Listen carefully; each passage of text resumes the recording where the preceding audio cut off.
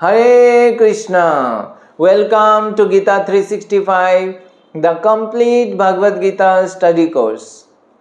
तो पिछले सेशन में हम लोग भगवद गीता की 6 चैप्टर के श्लोक संख्या 2 तक पढ़े थे। आज पढ़ेंगे श्लोक संख्या 3 और 4। तो आज की सेशन में हम एक महत्वपूर्ण विषय में चर्चा करेंगे और वो है योगा लैडर। तो योगा की सीढ़ी, ये योगा की सीढ़ी क्या होता है तो वो आज की सेशन में हमें पता चलेगा। योगा जो है वो जैसे पिछले सेशन में हमने चर्चा किया कि योगा क्या है, भगवान के साथ एक लिंकिंग प्रोसेस है और उसको सीढ़ी के साथ तुलना किया जाता है। तो योगा कैसे सीढ़ी के साथ तुलना किया जाता है तो वो हम आज की सेशन में देखेंगे। तो चलिए पढ़ते हैं आज के पहला श्लोक, श्लोक संख्या 3। आरुरुक्ष मुनिर्योगम कर्म कारणमुच्यते योगारूढस्य तस्यैव शम कारणमुच्यते। अनुवाद: अष्टांग योग के नव साधक के लिए कर्म साधन कहलाता है और योग सिद्ध पुरुष के लिए समस्त भौतिक कार्यकलापों का परित्याग ही साधन कहा जाता है। तो इस श्लोक में भगवान योग का बारे में जो है योग का कई स्टेजेस के बारे में बता रहे हैं। तो भगवान यहाँ पे खास करके 2 स्टेज के बारे में बता रहे हैं। एक तो प्राथमिक स्तर, तो प्राथमिक स्तर का नाम क्या बता रहे भगवान? योगारूढ़। और दूसरा है योगारूढ़। तो योगारूढ़ मतलब जो उन्नत अवस्था में है तो उसको कहते हैं योगारूढ़। तो अब ये जो योगा है, योगा के माध्यम से क्या है, ऊपर चढ़ना है। तो आरूढ़ मतलब क्या है, ऊपर चढ़ने का बात हो रही है यहाँ पे। तो ऊपर जब चढ़ते हैं तो ऊपर चढ़ने का क्या मतलब है? तो जैसे पिछले सेशन में हमने चर्चा किया कि योगा का क्या मतलब है। तो योगा का मतलब क्या है कि हम सब किससे जोड़ना है, हमें अपने आप को भगवान से जोड़ना है। तो भगवान से जोड़ना जो है ये क्या है, ये एक तरह से ऊपर की ओर जाने का है। तो योगा विधि जो है वो हमें जोड़ता है, भगवान से जोड़ता है।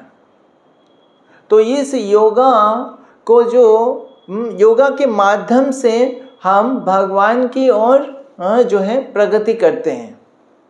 तो इस योगा को एक सीढ़ी के साथ तुलना किया जाता है। तो योगा जो है वो सीढ़ी के साथ तुलना किया जाता है।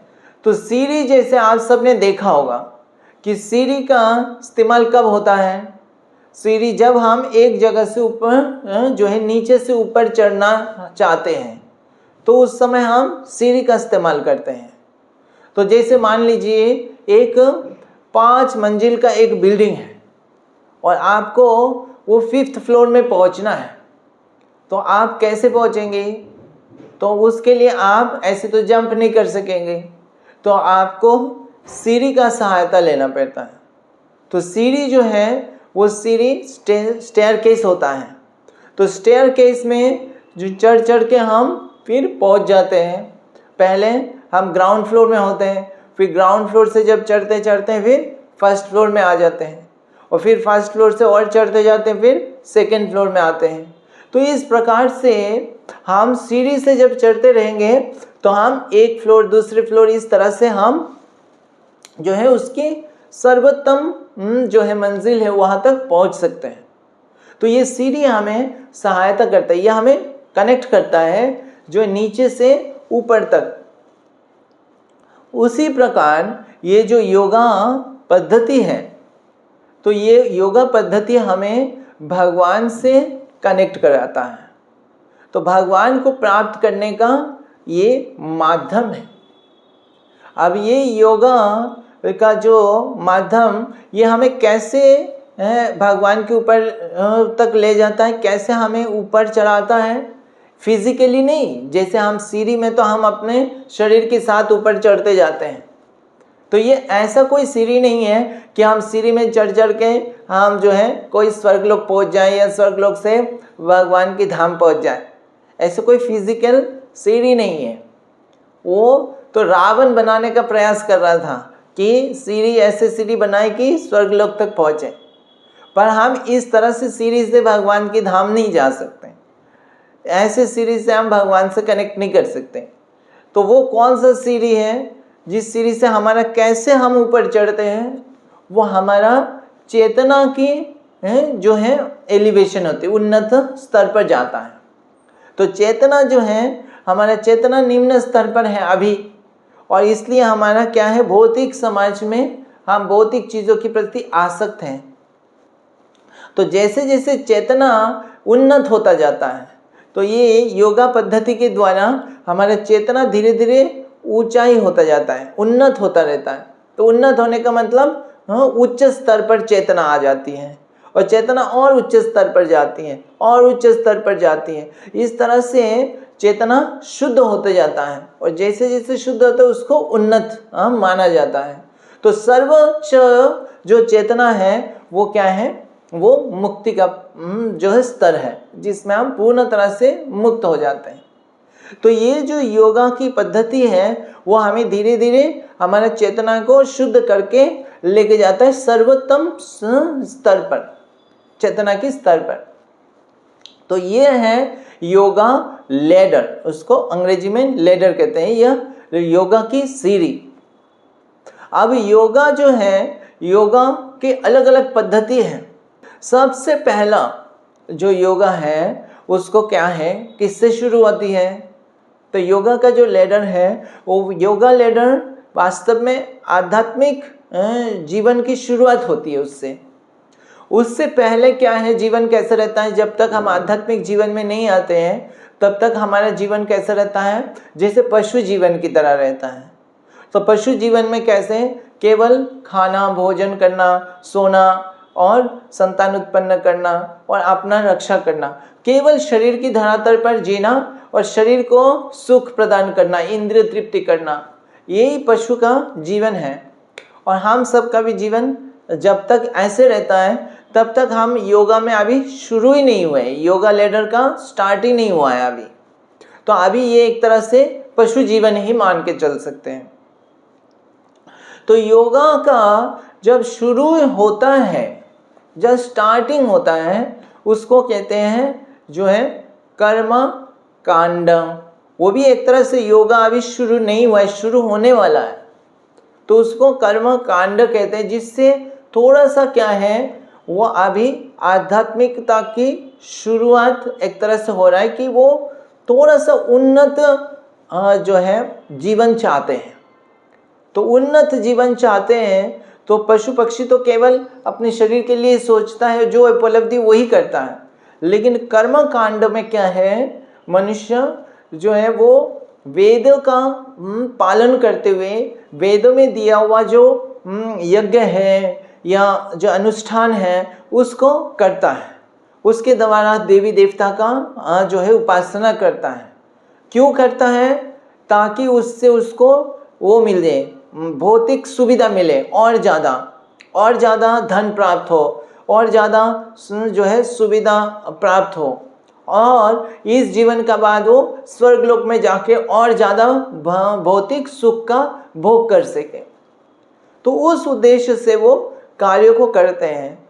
तो वो जो है वो कर्म कांड है। तो उसको अभी तक योगा के शुरुआत नहीं है, और उससे उनका चेतना का ऐसे नहीं होगा कि उससे वो मुक्त हो सकते हैं, लेकिन उसका एक तरह से थोड़ा सा इम्प्रूव्ड वर्जन है पशु जीवन से। लेकिन फिर शुरुआत हो जाती है योगा का, और उसको कहते हैं, शुरुआत में जो सबसे पहला योगा है वो है कर्म योगा। क्योंकि हम सब क्या है, कर्म करते रहते हैं। तो जीव सारे कर्म करते रहते हैं। तो कर्म जो है हमारा इंद्रिय के द्वारा हम कर्म सबका ये आदत से है हमारा। तो योगा का मतलब सबसे पहले वो जो कर्म वो करता रहता है, लेकिन उस कर्म का जो फल है, उस कर्म का फल जो है वो भगवान को अर्पण करने का प्रयास करता है। कि वो समझ जाता है कि हम जो है ये हम भगवान के जो है अंश हैं, और भगवान के अंश है तो हमें भगवान की सेवा करना चाहिए और इस कर्म फल को भगवान को अर्पण करना चाहिए। तो वो कर्म तो करते हैं, लेकिन वो कर्म का फल को भगवान को ऑफर करते हैं। तो वो कर्म योगा हो गया। अब कर्म योगा जो है उसको भी 2 पार्ट में डिवाइड किया जा सकता है। तो पहला जो है वो है सकाम कर्म योगा। तो उस सकाम कर्म योगा में क्या है, वो अपना कर्म तो करते हैं और कर्म का जो फल है वो भगवान को ऑफर करते हैं, अर्पण करते हैं, लेकिन कुछ फल जो है वो खुद के भी लिए भी रखते हैं।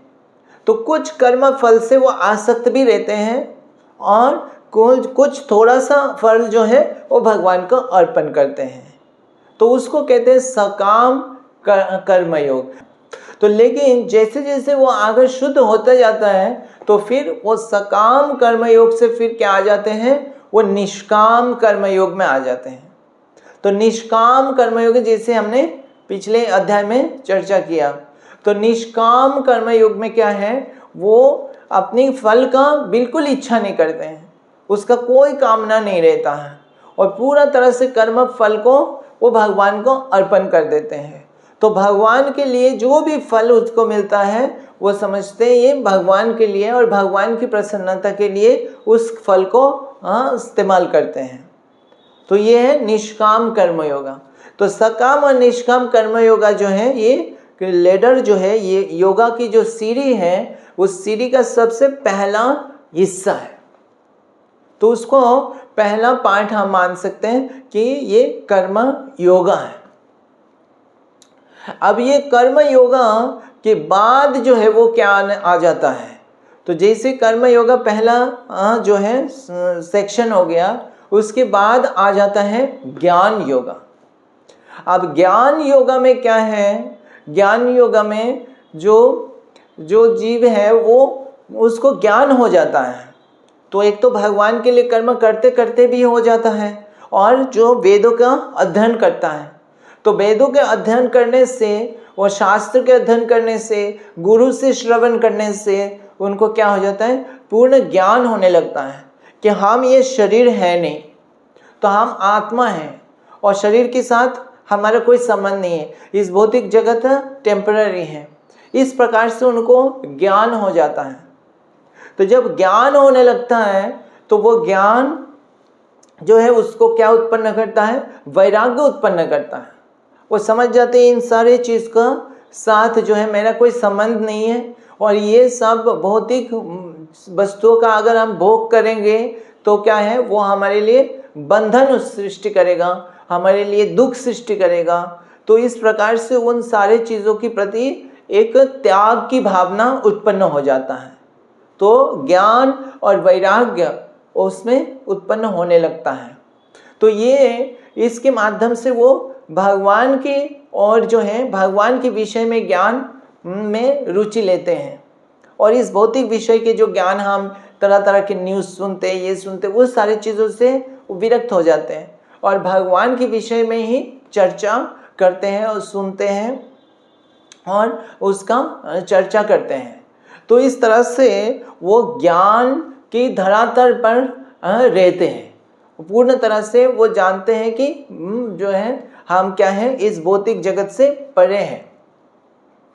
तो ये हो गया ज्ञान योग। तो ज्ञान योग जैसे भगवान ने 4 अध्याय में उसका वर्णन किया कि ज्ञान योग, ठीक है।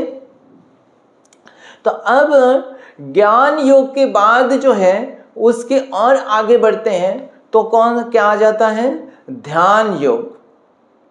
तो अब जो है ये ध्यान योग के जो है विधि आ जाता है। तो इस अध्याय में भगवान उसका बारे में वर्णन करेंगे, ध्यान योग का। तो ध्यान योग का मतलब क्या है कि मन को जो है वो किस में लगाना है? भगवान पे लगाना है। तो मन का चिंतन जो है अभी तक कहाँ होता रहता है? साधारण अवस्था में हमारा मन का चिंतन जो है वो भौतिक वस्तुओं के लिए चिंतन होता है। भौतिक वस्तु, भौतिक संबंध, हमारा जो है रिलेशन है, उन सारे व्यक्ति वस्तुओं के प्रति ये हमारा चिंतन रहता है। और मन जो है बहुत शक्तिशाली है, तो मन जहाँ पे जाता है हमारा कार्य भी वही हो जाता है। जो मन चाहता है उस हिसाब से हमारा इंद्रिय चलता है। तो मन जो है वो साधारण अवस्था में भौतिक वस्तुओं में लगा हुआ होता है। और जब ध्यान योग के स्तर पर क्या है, उसमें मन को जो है वो भगवान में केंद्रित किया जाता है, भगवान पे ध्यान लगाया जाता है। तो मन जो है भौतिक वस्तुओं से जो है डिटैच होके और क्या किस में लगाते हैं? भगवान पे लगाते हैं। तो भगवान के बारे में मन लगना ये जो है ये ध्यान की विधि है। तो उसके माध्यम से क्या है, मन पूरा तरह से कंट्रोल होके भगवान पे का साथ मन के जो है कनेक्शन या जो है रिलेशन वो बन जाता है। तो मन में जब निरंतर भगवान की चिंतन होता रहता है तो क्या होता है, मन और शुद्ध हो जाता है। तो उस तरह से मन जब शुद्ध हो जाता है, भौतिक कल्मश से पूरा तरह से शुद्ध हो जाता है, फिर जो है उनका क्या है, शुद्ध भक्ति का स्तर पर आ जाते हैं। तो शुद्ध भक्ति का स्तर जो है वो उसमें क्या होता है, भगवान के प्रति उनका प्रेम हो जाता है। तो उस स्तर पर वो भक्ति योगा हो गया। तो ये सबसे सर्वोत्तम स्टेज है जो सीढ़ी का, योगा की जो सीढ़ी है उसकी सर्वोत्तम स्तर पर क्या है, भक्ति योगा है, जिसमें भगवान के प्रति प्रेम हो गया, भक्ति, प्रेम भक्ति। तो सबसे पहला उसको एक तरह से ऐसे माना जा सकता, तो उसका जो शुरुआत है तो वो ग्राउंड फ्लोर है, तो वो क्या हो गया, वो कर्म योगा हो गया। और जो मेन जो बताए समझ सकते हैं हम, मेन जो 3 स्टेज है वो क्या है, 3 धाप जो है वो क्या, पहला क्या है, ज्ञान योगा, फिर ध्यान योगा और फिर भक्ति योगा। अब जो कर्म योगा है वो जनरली किससे किया जाता है, वो इंद्रिय से किया जाता है। तो जो सेंसेस है, ये जो शरीर है, तो जब तक हमारे योगा लेडर में हम आए भी नहीं तो भी हमारे इंद्रिय तो यूज हो ही रहा था। और भौतिक चीज़ों के प्रति, भौतिक चीज़ों में लग रहा था, ये इंद्रिय के द्वारा हम कार्य कर रहे थे। अब जैसे योगा लेडर में आ गए तो हमारा इंद्रिय जो है वो क्या है, इंद्रिय के कार्य को हम धीरे धीरे शुद्ध करने लगे। तो इंद्रिय से जो है कार्य को भगवान पे अर्पण करने लगे, भगवान को अर्पण करने लगे। तो वो इंद्रिय जो है उसमें एक तरह से एंगेज्ड है। जब हम ज्ञान योगा में होते हैं तो ज्ञान में अक्सर हम क्या करते हैं, हम जो है अध्ययन करते हैं, सुनते हैं और समझते हैं चीज़ को। तो वो किसके द्वारा करते हैं, ज़्यादातर वो बुद्धि के स्तर पर। तो बुद्धि के इस्तेमाल होता है उसमें। तो बुद्धि के द्वारा हम ज्ञान योग में का अभ्यास करते हैं। और फिर ज्ञान योग से ध्यान योग में जब जाते हैं तो किसका इस्तेमाल करते हैं, मन का इस्तेमाल करते हैं। तो मन के द्वारा हम क्या है, ध्यान योग में जो है का अभ्यास करते हैं, जिसमें मन जो है भगवान की सेवा में लगता है, भगवान की चिंतन में लगाते हैं। और जब भक्ति योग में आ जाते हैं तो कौन सा, तो वो आत्मा किस स्तर पर है, वो पूर्ण शुद्ध अवस्था में आत्मा का भगवान के साथ क्या है, प्रेममय संबंध है। और उस समय भक्ति योग में, शुद्ध भक्ति योग में सब कुछ भगवान की सेवा में लग जाता है। तो उस समय क्योंकि आत्मा के स्वभाव है प्रेम, और प्रेम का एक्सप्रेशन होती है किससे, वो मन, बुद्धि और इंद्रिय सब भगवान की सेवा में लग जाता है। तो ये सर्वोत्तम स्तर है, भक्ति योग का स्तर है। तो इस प्रकार से ये योगा लेडर है। अब भगवान कह रहे हैं कि जो शुरुआत है उसका क्या है, उसको एक तरह से जब बिगिनिंग स्टेज, जब तक अभी परफेक्शन स्टेज में नहीं गया, उसको कहते हैं योगा रुरुक्ष। और जब वो पूरा परफेक्शनल स्टेज में पहुंच जाते हैं उसको कहते हैं योगा रुर। अब ये जो ध्यान की जो विधि है, मार्ग है, तो यहाँ पे जैसे इस अध्याय में वर्णन होगा, तो इस ध्यान योग का अष्टांग योग भी कहते हैं, क्योंकि इसमें 8 स्टेजेस है। उस ध्यान योग का विधि को 8 स्टेजेस में डिवाइड किया जाता है।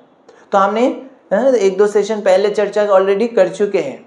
तो उसमें 8 स्टेजेस क्या होता है कि पहला है क्या है, यम, फिर नियम, यम, नियम, आसन, प्राणायाम, प्रत्याहार, धारणा, ध्यान और समाधि। अब ये जब समाधि, ये जो ध्यान योगी है उनके लिए समाधि क्या है, वो परमात्मा पर मन को स्थिर हो जाते हैं।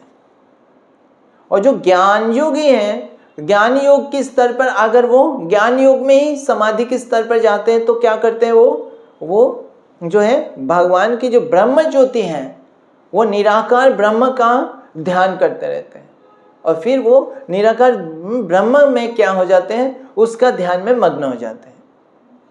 और जो भक्त हैं, भक्ति योगी हैं, वो जब समाधि स्तर में जाते हैं तो वो कौन सा समाधि में जाते हैं, वो भगवान की जो दिव्य रूप है उसके जो है उसमें समाधि करते हैं, उसके चिंतन करते हैं। तो ये जो है भक्ति योग में वो समाधि के स्तर है। अब योगारूढ़ जो है स्तर है, योगा लेडर का जो भगवान कह रहे हैं 2 भाग में, पहले इनिशियल और फिर जो है एडवांस स्टेज है।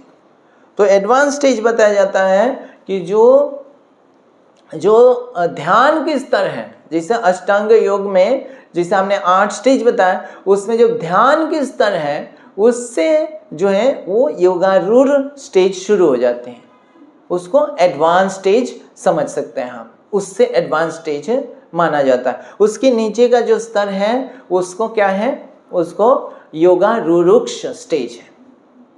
तो भगवान इस श्लोक में कह रहे हैं जब तक योगारूढ़ स्टेज में है तब तक हमें ये कर्म जो है वो करते रहना पड़ता है।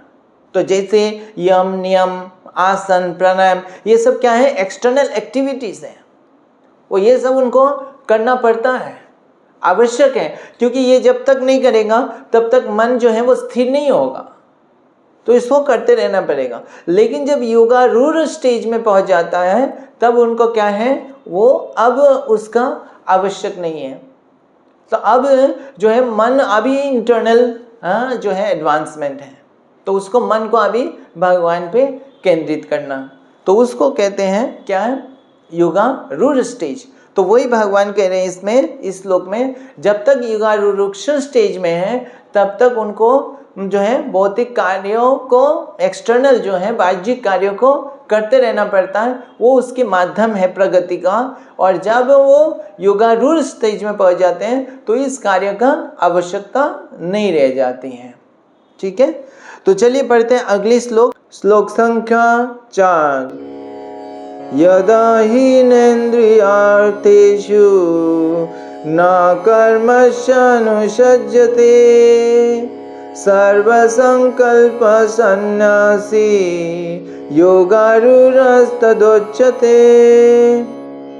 अनुवाद, जब कोई पुरुष समस्त भौतिक इच्छाओं का त्याग करके ना तो इंद्रिय तृप्ति के लिए कार्य करता है और ना सकाम कर्मों में प्रवृत्त होता है तो वे योगारूढ़ कहलाता है। तो इस श्लोक में भगवान उस योगारूढ़ स्तर का जो है वो बता रहे हैं, सिम्टम्स बता रहे हैं, लक्षण बता रहे हैं।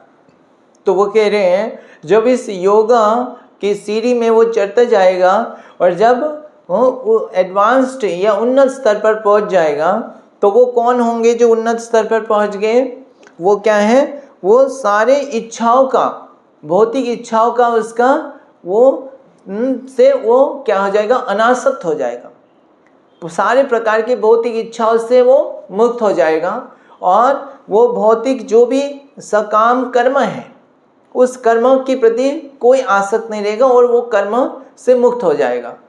तो ये जो सकाम कर्म हम करते रहते, कौन सा कर्म हमें भौतिक लाभ दे देगा, ऐसे कर्म जो है हम इससे भगवान के साथ उसका संबंध नहीं होते हुए भी हम ऐसे कर्म कर लेते हैं करते रहते हैं क्योंकि वो हमें लाभ देने वाला है। तो हम इस भौतिक संसार में जैसे कोई भक्ति भी की अभ्यास भी कर रहा है, लेकिन वो कुछ ऐसे कार्य करेगा जिससे उसको खुशी मिल रही है ना, बहुत ही खुशी मिल रही है। वो भौतिक भक्ति के लिए कोई ज़रूरत नहीं है उसका, लेकिन वो ऐसे कार्य करते रहते हैं और इससे द्वारा हमारा क्या है, समय भी जाता है और उस कार्य के द्वारा हम क्या हो जाते हैं, बंधन भी हमारा सृष्टि होती है। तो ऐसे कार्य जो है हम छोड़ नहीं पाते हैं। जैसे पिछले सेशन में चर्चा किया कि ये जो हमको इस संसार में हमको बांध के रखा हुआ है, ये जो कर्म बंधन है, ये जो इच्छा है, भौतिक चीज को भोग करने का जो इच्छा है, ये इतना स्ट्रांग है, इतना प्रबल है कि वो हमको एक तरह से इस संसार के साथ जकड़ के बांध के रखा है। तो एक चेन की तरह आप समझ लीजिए कि वो चेन जो है, वो एक रस्सी या चेन, वो हमको इस संसार में, इस भौतिक जगत में बांध के रखा हुआ है। तो हम तो भगवान के पास जाना चाह रहे हैं, लेकिन ये जो है, ये चेन हमें छोड़ ही नहीं रहा। तो हमें भगवान से हमें कनेक्ट करना है, तो इस चेन को हमें क्या करना होगा, छोड़ना पड़ेगा, इस चेन को काटना पड़ेगा या निकालना पड़ेगा, जहाँ पे वो बंधे हुए वहाँ से निकालना पड़ेगा, तब हम भगवान के और भक्ति में आगे बढ़ सकते हैं। तो अदरवाइज ये चेन यहाँ पे इस भौतिक जगत में बंधा हुआ है, और वो चेन क्या है, ये भौतिक सुख की इच्छा जो है, भौतिक सुख इंद्रिय तृप्ति की इच्छा है, वो इतना तीव्र है, स्ट्रॉन्ग है कि उसको निकालना बहुत मुश्किल है। तो वो जो योगा रुरुक्ष स्टेज है, वो जो शुरू के स्टेज है, यम नियम प्राणायाम आसन, ये सब जो है, ये सारे उसको निकालने के लिए ही प्रयास है कि हमारा जो चेन जिससे बंधे हुए हैं इस भौतिक जगत में, उससे हमको थोड़ा मुक्त कर दे। तो योगा रुरुक्ष स्टेज की जो भी नियम है, जो भी अभ्यास हम कर रहे हैं, वो एक तरह से हमें इस भौतिक बंधन से मुक्त करने का प्रयास है। तो योगा रुरुक्ष स्टेज में वो एक तरह से भौतिक बंधन जो है, ये इच्छा जो है, वो उससे वो मुक्त हो जाता है। तो मान के चलिए जैसे एक नाव है, वो नाव जो चलता है नदी में, तो उसमें नाव जब लंगर में लगा होता है तो उसका क्या है, एक रस्सी से, चेन से वो जो है बंध के रखता है, उसको एंकर कहते हैं। तो वो लंगर बोलते हैं, तो उसमें बंध के रखता है। तो जब तक इसमें बंधा रहता है, नाव चलाएगा भी तो वो आगे नहीं जाएगा नदी में, वो वहाँ पे खड़े रहेगा। लेकिन जब आगे जाने के लिए क्या करना पड़ेगा, उसको लंगर को निकालना पड़ेगा, वहाँ से चेन को, उसने जो बांधा हुआ है उसको निकालना पड़ेगा। तो जैसे वो निकल जाएगा, वो आगे फिर जल्दी प्रगति करेगा। तो उसी प्रकार ये जो योगारूढ़ स्टेज, वो स्टेज है जिसमें वो एक तरह से वो जो बंधे हुए हैं जो चेन है, उसको एंकर से निकाल दिया गया है। अब इसका भौतिक इच्छाएं उसके पास नहीं है, और भौतिक सकाम कर्म में, किसी भी कर्म में, सकाम कर्म में वो लगा हुआ नहीं है।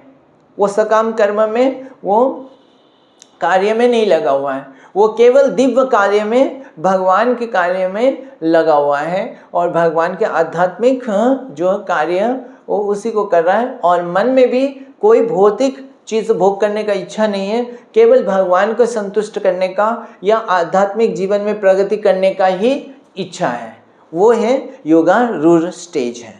ठीक है, तो आज हम यहाँ पे विराम देते हैं। आज हमने सीखा कि योगा लेडर क्या होता है और उसके अलग अलग स्तर में अलग अलग योगा कैसे रहता है। ठीक है, तो आज हम यहाँ पे विराम देते हैं। हरे कृष्णा। ग्रंथराज श्रीमद् भगवद गीता की जय। जगत गुरु श्रील प्रभुपाद की जय।